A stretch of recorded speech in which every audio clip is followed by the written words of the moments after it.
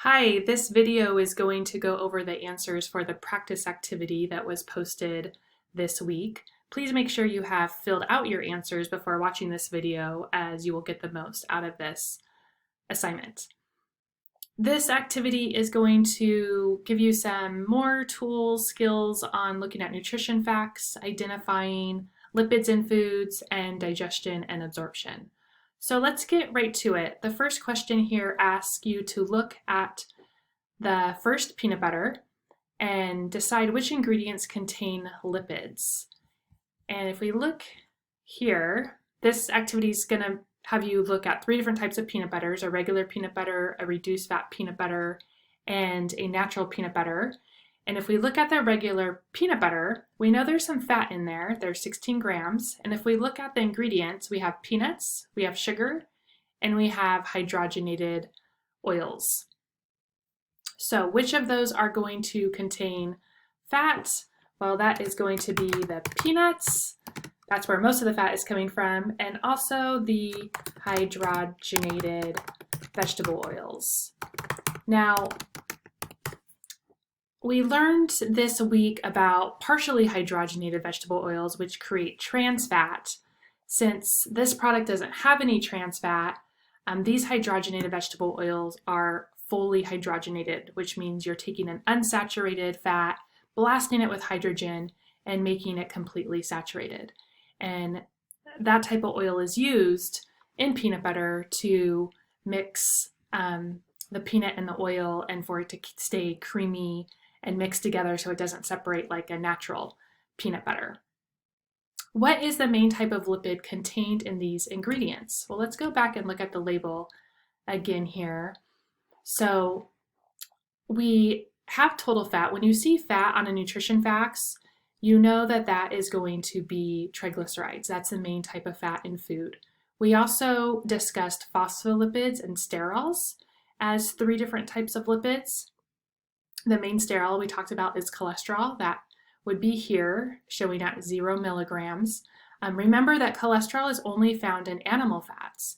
So this is a plant fat, so there will be no cholesterol. The third type of lipid, phospholipids, there might be a tiny little bit of phospholipids. That won't show up on the nutrition facts. And the main lipid is going to be triglycerides, which we know is the main lipid in foods. So we will write triglycerides here. Okay. We know that triglycerides need to be enzymatically digested. What are the enzymes that are involved in that? Well, those are the lipases, specifically lingual lipase, gastric lipase, and pancreatic lipase. Where does digestion happen? Well, the names of the enzymes kind of give that away. So lingual lipase is produced in the mouth, so enzymatic digestion will start in the mouth. The gastric lipase is made by the stomach, so digestion will continue there. But most of the enzymatic digestion is going to happen in the small intestine, and that is where the pancreas secretes its pancreatic juices to digest the fats. We know that we also need bile to break down fats, and that's also secreted into the small intestine from the gallbladder. So the small intestine is where most digestion is going to occur out of those 3 sites. What chemical made by the liver and secreted by the gallbladder helps to emulsify lipids in the small intestine? Well, I kind of just gave that one away. The name of that chemical is bile. So remember, bile acts as a detergent. Fat wants to glop together and stay away from the aqueous environment of the intestinal tract. And so bile comes along and helps fat mix with the watery digestive juices by increasing the surface area in the smaller droplets. And that also helps the enzymes attack and break down fat as well. So a very important step for enzymatic digestion of fat. After the lipids in the peanut butter are enzymatically digested, what products of digestion will be absorbed? Well, remember that triglycerides are broken down into the building blocks. So we have a glycerol backbone of triglycerides that we will get. Every triglyceride has 3 fatty acids, so those get removed and we'll have free fatty acids. And then we'll also have a product called a monoglyceride, and that is going to be a molecule where you have the glycerol backbone with just 1 fatty acid attached. So 2 of those fatty acids are removed, and then you're left with a monoglyceride. So those are going to be the byproducts of the lipid digestion. Now, the 2 routes that these products can get absorbed. Well, we have the bloodstream. So the small products of lipid digestion, which will be the glycerol and the short chain and medium chain fatty acids, those can all get absorbed directly into the bloodstream. They're small enough to enter those small little capillaries. So we have glycerol, short chain fatty acids, and medium chain fatty acids.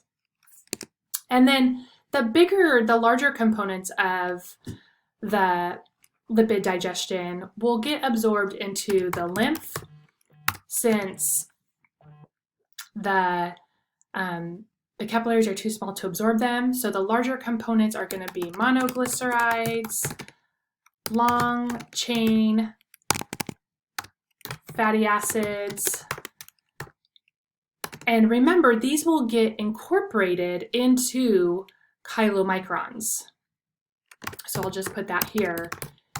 Once those get absorbed into enterocytes or cells lining the intestinal tract, the monoglycerides and long chain fatty acids will be reformed into triglycerides, incorporated into chylomicrons. And they'll be packaged with some other stuff as well, like cholesterol and fat-soluble vitamins. That's one reason we need fat in the diet, to absorb those fat-soluble vitamins.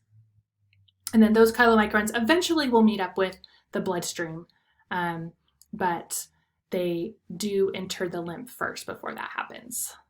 Okay, so moving right along, let's look at number 8 here. This is where we'll start to compare some labels. So here we're going to compare the saturated fat and unsaturated fat in the regular and the reduced fat Skippy. So let's take a look at those labels.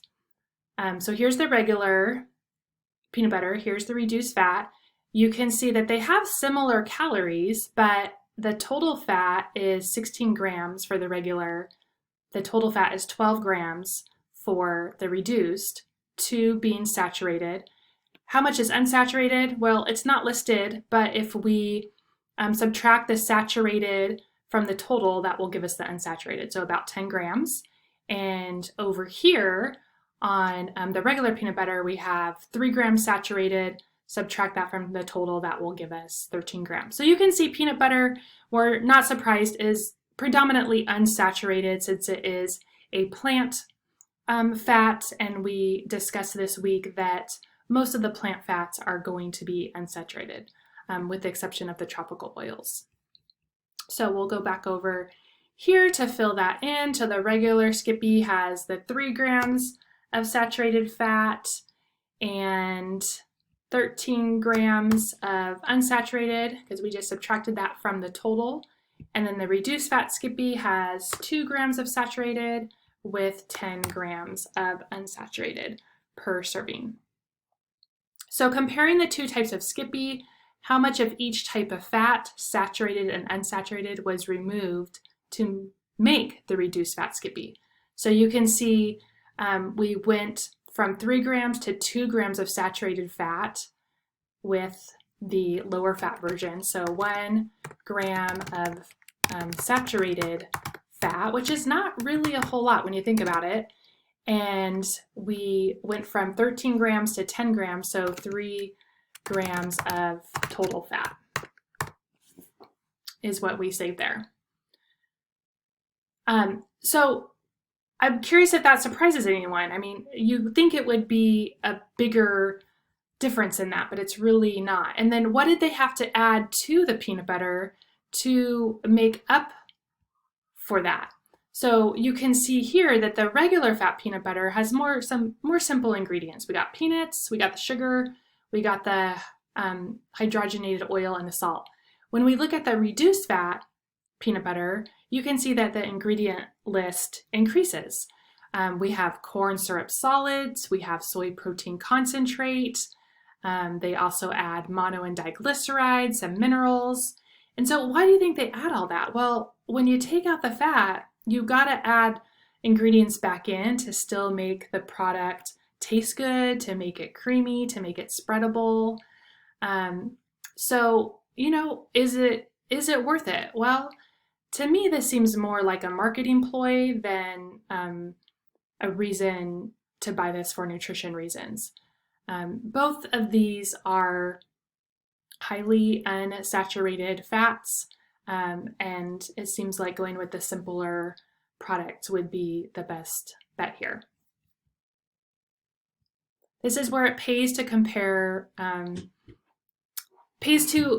nutrition facts and look at the label and don't just fall for the front of package marketing, which can so often be misleading. Okay, so I'll let you fill out number 10 there, but lots of different ingredients were added. So now for 11, we're going to compare the regular peanut butter to the Adams peanut butter. What difference do you notice in the ingredients? And what about the nutrient density? So let's take a look at that. And let me move this a little bit so we can, or maybe I can move my web camera here. There we go. So with the regular Skippy peanut butter, they have added a little bit of sugar, also some salt. Let's look at the natural. Calories are similar, 190 calories we can see here. Same amount of total fat, same amount of saturated fat, which means it will be the same amount of unsaturated fat. A little lower in sodium, 5% DV compared to the 7% DV for the regular Skippy. The Adams has 1 more gram of carbohydrate, 1 more gram of fiber, a little less sugar, and 1 more gram of protein. The ingredients are a little more simple, peanuts and salt, so you don't have the hydrogenated oils, but really more similar than different.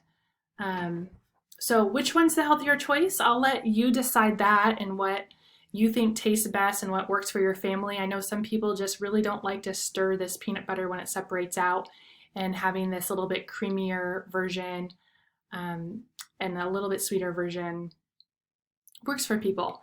Both, in general, very nutrient-dense foods, right? The first ingredient is peanuts, a whole food. It's providing fiber and protein and some other minerals that don't even show up on the nutrition facts, since the nutrition facts don't always give us the whole picture.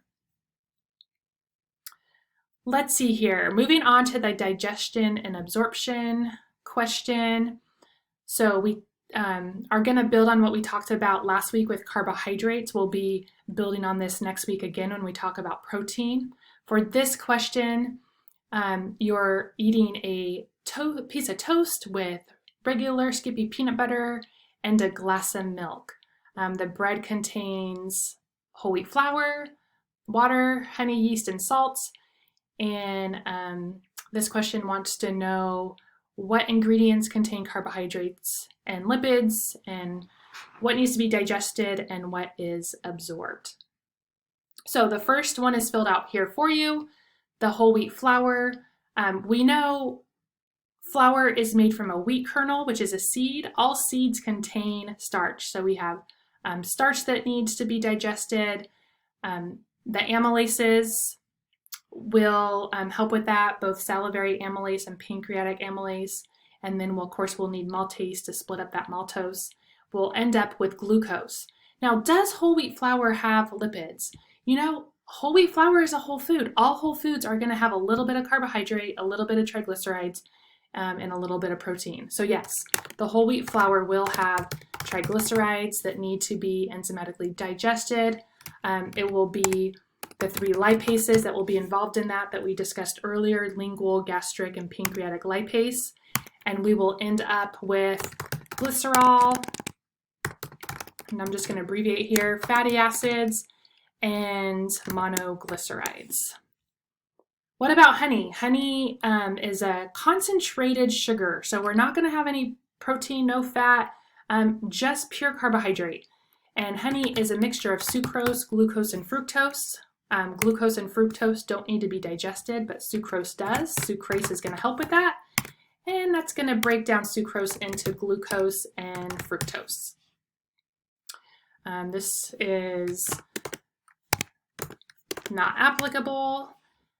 What about the peanut butter? What ingredients do we have here? We have peanuts, we have sugar, and we have the vegetable oil.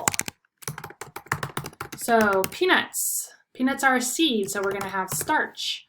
They're a whole food, so we're going to have triglycerides that need to be enzymatically digested.